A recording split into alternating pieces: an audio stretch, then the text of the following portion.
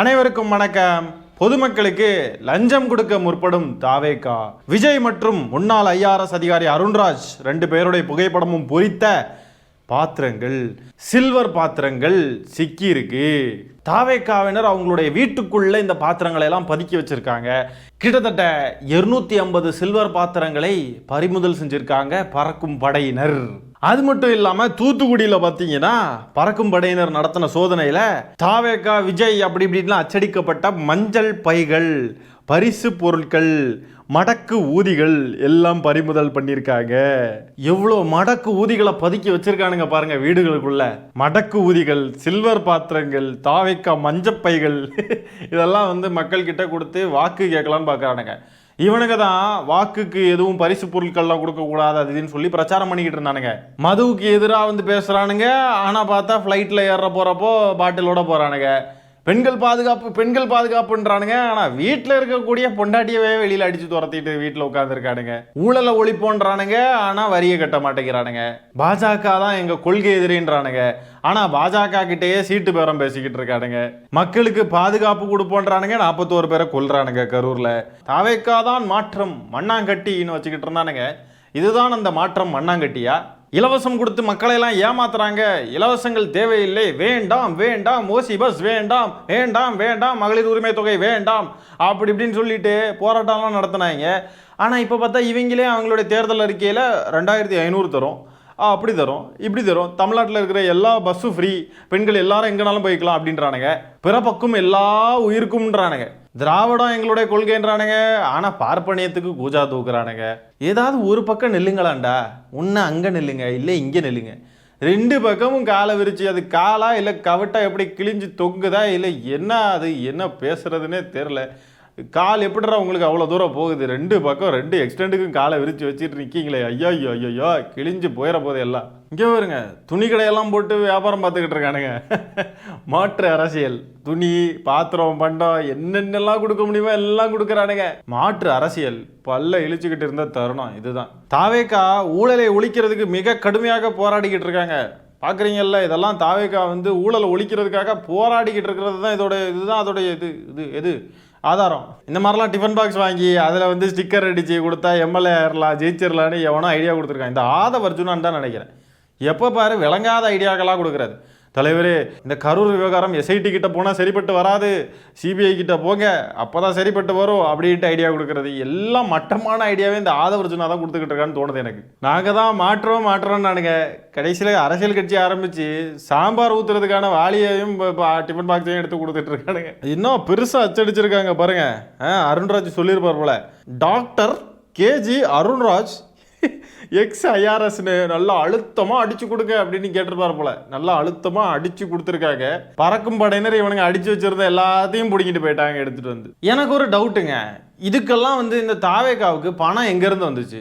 தாவேகாவுக்கு ஏது பணம்? விஜயோடைய கெரியரின் உச்சத்துல இருந்து வந்த பணமா? எப்படி இவ்வளோ பணம், இவ்வளோ செலவு பண்ணுறதுக்குள்ள பணம் எங்கேருந்து வந்துச்சு? கொடுக்குறதே லஞ்சம், அந்த டப்பாவே லஞ்சம் தான். இதில் அப்படியே டாக்டர் அருண்ராஜ் எக்ஸ் ஐஆர்எஸ்னு கொட்டா எழுத்துல எழுதி தான் இவர் கொடுப்பார். இவர் பட்டம் பதவி எல்லாம் அங்கே இருக்கணும், எல்லாம் போட்டு தான் கொடுப்பாங்க. இப்போ இவனுங்க பேசுவானுங்களா, தேர்தல் ஆணையம் எங்களை முடக்க பார்க்குது அப்படின்லாம் சொல்லுவானுங்களா? மானம் உள்ள சூடு சொரண உள்ள தற்குறிகளை எவனாவது வாயை திறந்து பேசுவானா? தேர்தல் ஆணையம் எங்கள் அண்ணன் அப்படியே நசுக்குது, எங்களெல்லாம் ஒடுக்குதுன்னு இப்போ பேசுங்கடா பார்ப்போம். விஜய் வெளியே எங்கேயாவது பேச, அது வரவும் மாட்டார், பண்ணையார் வீட்டுக்குள்ளேயே படுத்து தூங்குவார். அவர் வெளியே வந்தாப்புல அப்படின்னா பேசுவாரா? நம்ம அருண்ராஜ் கஷ்டப்பட்டு பாத்திர பண்டங்கள்லாம் ரெடி பண்ணி வச்சிருந்தாரு மக்களுக்கு கொடுக்கறதுக்கு. மக்களுக்கு சேவை செய்யறதுக்காக நாங்கள் வந்திருக்கிறோம். மக்களுக்காக அந்த பாத்திரங்கள்லாம் நாங்கள் வாங்கினோம், மடக்கு ஊதிகள்லாம் வாங்கி அதெல்லாம் நாங்கள் கஷ்டப்பட்டு வச்சிருந்தோம். இந்த பறக்கும் படையினர் வந்தாங்க, எல்லாத்தையும் எடுத்துட்டு போயிட்டாங்க. இந்த தேர்தல் ஆணையத்தை நான் வன்மையாக கண்டிக்கிறேன். இந்த தேர்தல் ஆணையம் பாசிச தேர்தல் ஆணையம் ஆதிதுன்னு சொல்லி பேசுவாரா விஜய்? சூடு சொரண உள்ள ஏதாவது ஒரு தற்கொலை வாயை திறந்து பேசிருங்கடா பாப்போம். இந்த விஷயத்துல பேச மாட்டானுங்க. இன்னும் தேர்தல் நாள் நெருங்க என்னெல்லாம் பண்றானுங்க மட்டும் பாருங்களேன். நிறைய சஸ்பென்ஸ், நிறைய ஆச்சரியமான விஷயங்கள்லாம் இந்த ஆச்சரிய குறிகள் பண்ணுவானுங்க. தேர்தல் நடத்தை விதிகள் அமலுக்கு அன்னைக்கே மாட்டியிருக்கானுங்க. இப்படிப்பட்ட ஒரு தற்கொலை கூட்டத்தை பார்த்துருக்கவே மாட்டோம் நம்ம. 1ஆம் நம்பர் டுபாக்கூர் கட்சி. சரிங்க, எனக்கு ஒரு டவுட் என்னன்னாங்க, இது தானா சேர்ந்த கூட்டம், நாங்கள் கூட்டாத கூட்டம், நாங்கள் கூட்டலை, இது தானா சேர்ந்துச்சுன்றானுங்களே. தானா சேர்ந்த கூட்டத்துக்கு எதுக்கு இந்த சில்வர் டப்பா இதெல்லாம் கொடுக்கணும்? எல்லா வீட்லயும் விஜய் இருக்காங்க, எல்லா வீட்லயும் விஜய் இருக்காங்கன்னு சொல்லிட்டு விஜய் சொல்றாரு. அப்ப எல்லா வீட்லயும் விஜய் இல்லைன்னு இவங்க ஒத்துக்கிறாங்களா? விஜய் இல்லாத வீட்டில் இந்த சில்வர் டப்பாக்களை கொண்டு போய் கொடுத்து ஓட்டு கேட்கலாம் அப்படின்னு நினச்சிக்கிறாங்களா? முதல்ல சில்வர் டப்பாவுக்கு யாரும் ஓட்டு போடுவா? அப்போ இவ்வளோ நாள் பேசுனதெல்லாம் வெறும் நடிப்பு.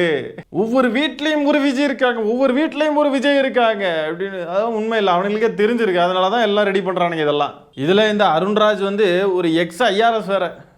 ஐஆர்எஸ் பதவியையே கேவலப்படுத்துறதுக்கு இந்த நபரால் தான் முடியும். ஐபிஎஸ் பதவியை கேவலப்படுத்துறதுக்கு அங்கே ஒரு ஆட்டுக்குட்டின்னா இங்கே இப்படி ஒரு தற்குறி அணில் குஞ்சு. இதே ஐஆர்எஸ் அருண்ராஜ் தான் ஏதோ ஒரு தாவேக்காவுடைய கூட்டத்தில் போய் நின்றுக்கிட்டு இந்த பெண்களுக்கான கட்டணம் இல்லாத பேருந்து சேவை, அப்புறம் வந்து இந்த 1000 ரூபாய் இதெல்லாம் தியாகம் பண்ணுங்க, நம்ம வெற்றி தலைவர் வந்து ஆட்சிக்கு வரணும்னா தியாகம் பண்ணுங்க அப்படின்னு சொன்னாப்புல.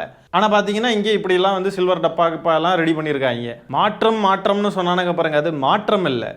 நாங்கள்லாம் எல்லாரும் சேர்ந்து இந்த மாதிரி எதையாவது செஞ்சு எல்லாரும் ஒன்றா சேர்ந்து மாட்டுறோம், அதுதான் அர்த்தம். அதுக்கு கரூரில் 41 பேரை கொன்னது வந்து மாற்றம் இல்லை.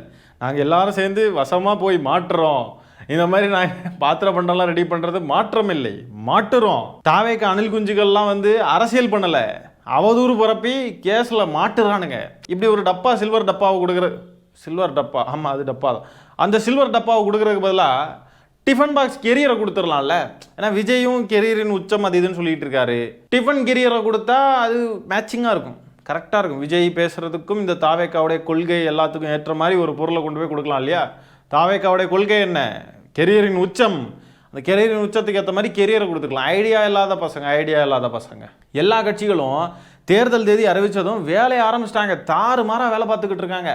ஆனால் தேர்தல் தேதி அறிவிச்சும் வீட்டுக்குள்ளேயே தூங்கிக்கிட்டு ஒரு வேலையும் செய்யாமல் இருக்கக்கூடிய கட்சியை இப்போ தாங்க பார்க்குறோம். எல்லாருக்கும் புதுசாக இருக்குது. இதெல்லாம் தான் இவனுங்க சொல்லக்கூடிய அந்த மாற்று அரசியல்னு சொல்லி மாற்றுறானுங்க ஒரு பக்கம். இன்னொரு பக்கம் பார்த்தா ஒரு வேலையும் செய்ய மாட்டேங்கிறானுங்க, படுத்து தூங்கிட்டு இருக்கானுங்க, ஒரு வேலையும் இல்லை இவனுங்க கிட்ட.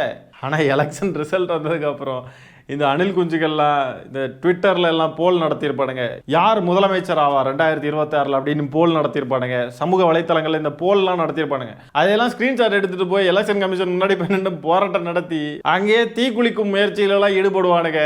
அதையெல்லாம் நினச்சாதான் ரொம்ப சிரிப்பாக இருக்குது. தோல்வி பயம் அவனுங்களை துரத்துறதுனால தான் இப்படி லஞ்சம்லாம் கொடுக்க முயற்சி பண்ணிக்கிட்டு இருக்கானுங்க. ஆனாலும் வீடுகளுக்குள்ள இந்த மடக்கு ஊதிகளை எல்லாம் மொத்தமாக வாங்கி பதுக்கி வச்சிருக்கானுங்க. இதையெல்லாம் பரிசு பொருட்களாக கொடுத்தா மக்கள் ஓட்டு போடுவாங்கன்னு நினச்சிக்கிட்டு இருக்கானுங்க பாருங்க, தற்குறிகள்.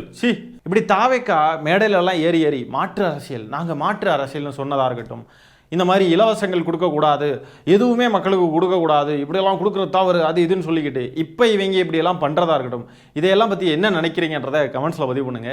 இந்த காணொலியை நான் இத்துடன் நிறைவு செய்து கொள்கிறேன். நன்றி, வணக்கம். தற்குறியா? ஒரு வீடு விடாம, ஒரு இடம் விடாம, எல்லா இடத்துலயும் எல்லா வீட்லயும் சும்மா பிளாஸ்ட் தான்.